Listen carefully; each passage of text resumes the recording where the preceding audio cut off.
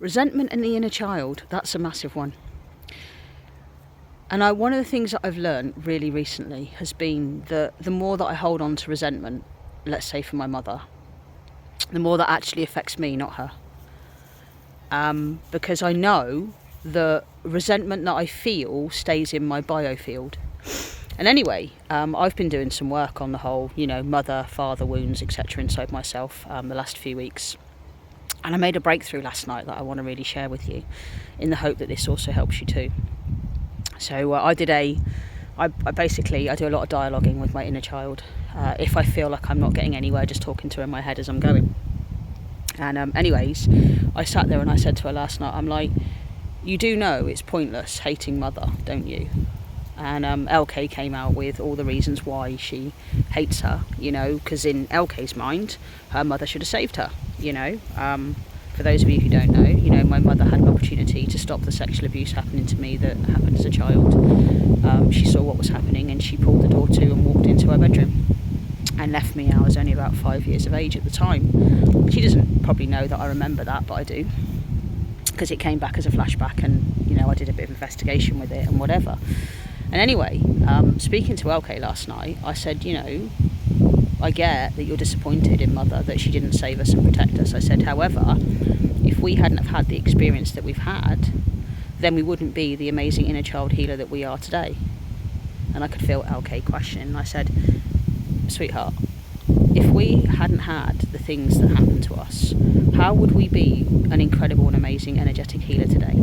How would we be an amazing intuitive energy reader today if we hadn't been through all the things that make us use our intuition, that make us hypervigilant, that make us have a photographic memory? We wouldn't be if that was the case. And anyway, I got to the bottom of it after about, 25 minutes of diving and logging with her. And I said to her, so can we just let that go? And she went, no, because if I stop hating mother, she would then come back and then she could hurt us all over again. And I really sat with that, and do you know what? All I did was hold her in my heart. And I just said, oh, LK, bless you, darling. And I was just like, it's okay. Mother's never going to come back. We don't have to worry. And she's like, but what if she contacts us? What if she gets in touch? I'm like, you don't have to be scared of somebody that can no longer hurt you.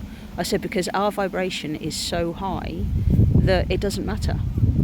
But I said, all the while that you hold on to this whole resentment, this feeling of, hating my mother so much, it's not doing me the power of good. I said, because that still sits in my biofield, my auric field, and it's reflected back to me. Not very often at all, I've got to be honest, but there was someone who took great umbrage and had a massive amount of resentment for me because I choose not to give blood, for example, and she called me selfish and all the names under the sun, and she doesn't know my story, but that's okay.